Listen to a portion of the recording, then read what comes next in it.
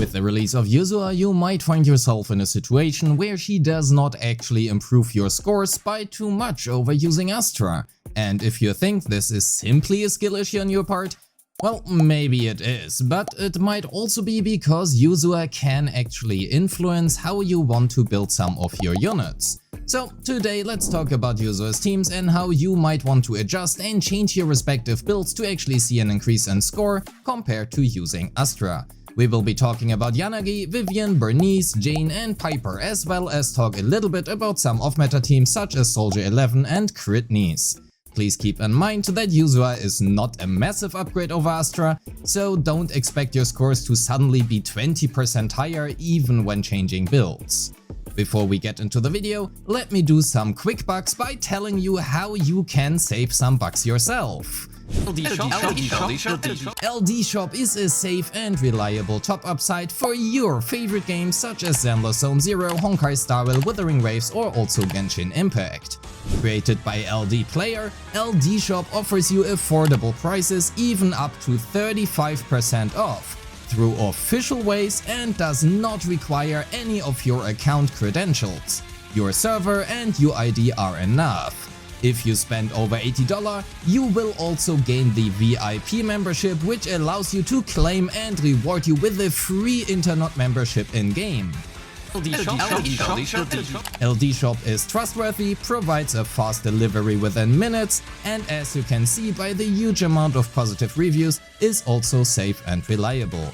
With my new wife Yuzuha finally being here, claim your big deals today on LDShop GG and get a little raccoon for yourself. I mean, look at him, he is so cute, how would you not want him?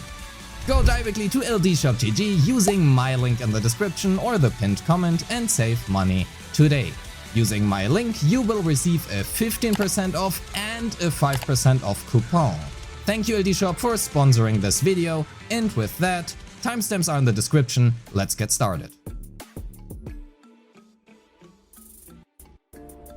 While Yanagi is often paired with Miyabi to feed disorders to her for an easy stack management and enabling more enhanced basic attacks, she is also a fantastic hypercarry. Often paired with Vivian and at least Astra up until now, Yanagi hypercarry is one of the best teams in the game. But with her being reliant on disorders and frequent shock application due to that, she is mostly run with Anomaly Mastery in slot 6 as well as a 4-piece Chaos Jazz. Chaos Jazz also works fantastic in Miyabi teams where she is mostly swapped in for a short amount of time to quickly proc a few disorders, and with Astra enabling a very quick swappy playstyle in Yanagi hypercarry teams, Chaos Jazz works fantastic here as well. Paired with disorders removing her own shock, that left the 4-piece Thunder Metal falling quite a bit behind Chaos Jazz. With the release of Yuzuha, however, she can now take Astra's place in Yanagi hypercarry teams. And this is for two reasons. First up, Yuzuha can massively help out with electric anomaly application and hence also shock application. Secondly, because Yuzuha also provides less quick assists than Astra does, that means Yanagi can now take more field time. With more field time on top of the additional electric application from Yuzuha, the value of a 4-piece Chaos Jazz diminishes just slightly and a 4-piece Thunder Metal can now catch up. This essentially means a 4-piece Thunder Metal is now actually a valid choice for these teams. On top of that, Anomaly Mastery in slot 6 now also massively loses in value. And to summarize this, while Yanagi still wants a 4-piece Chaos Jazz and Anomaly Mastery in slot 6 in Miyabi teams specifically, a 4-piece Thunder Metal is now at least another option in her hypercarry teams. Because Yuzuha can now solo sustain her electric anomaly and also hence shock, when playing with Yuzuha we now want to run attack percent in slot 6 over Anomaly Mastery. In a Miyabi team, both approaches are valid.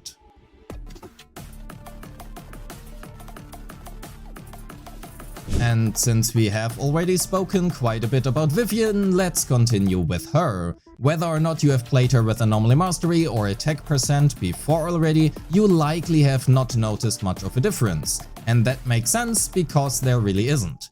With Yuzuha, however, there is, albeit it is slightly nuanced. This is not only true in Yanagi teams, but applies just as much to Piper, Jane and even Miyabi. With Yuzuha being able to now help out with Ether Anomaly application in Miyabi teams, running attack percent in slot 6 for Vivian will notably increase corruption and disorder damage compared to running Anomaly Mastery. But we can also still focus on higher Frost applications through Yuzuha, which makes Anomaly Mastery on Yuzuha still a very valid choice for simply the reason of having more disorders. For her place within Yanagi, Piper and Jane teams, however, this becomes more interesting, because we likely want to run Estful Voice and have the Estful Voice buff active on our primary carry, so Yanagi, Piper or Jane. That also means we will convert Yuzuha's attribute application into their respective element.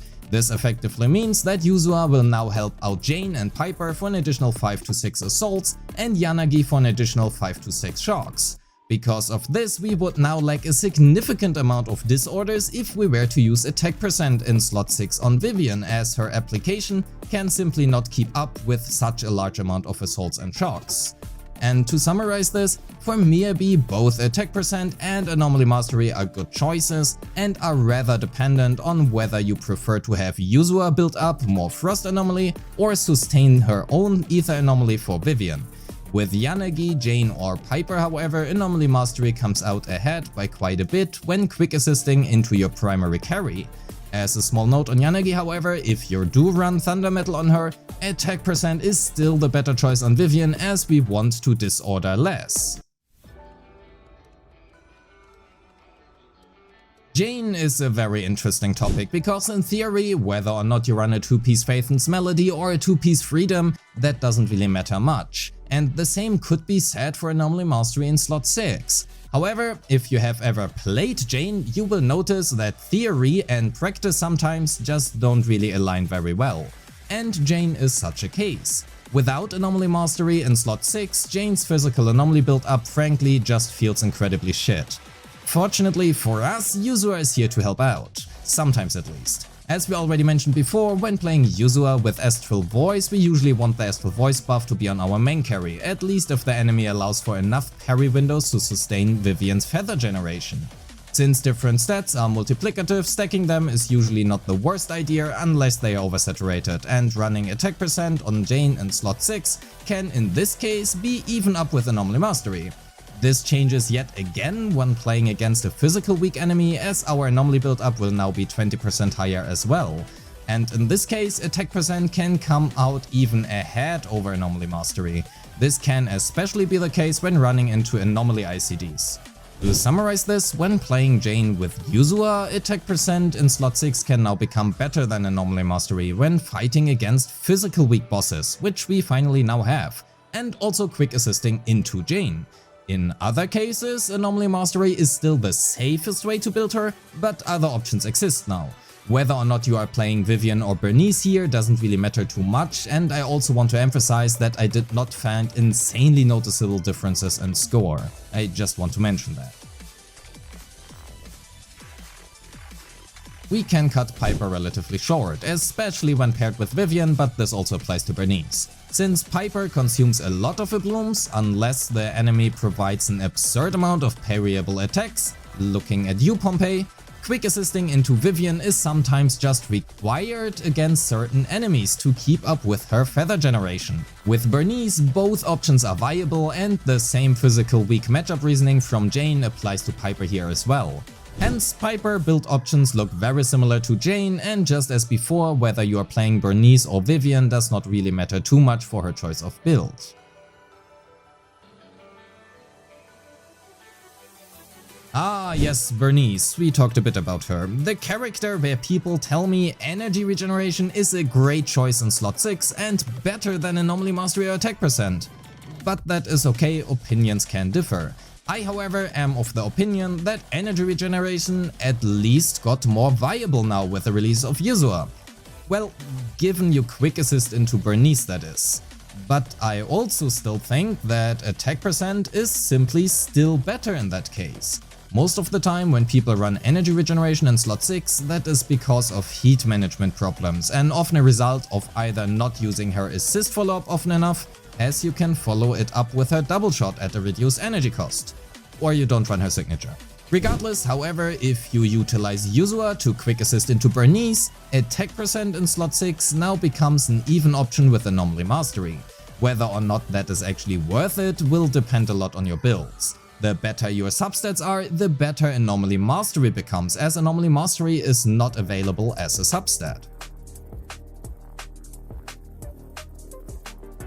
And lastly, Yuzuha can also find her place in some off-meta teams such as with Soldier 11 and Alan when paired with Lighter. I quickly want to emphasize that I did not label the section off-meta because I think it is good, but because it is exactly that, off-meta.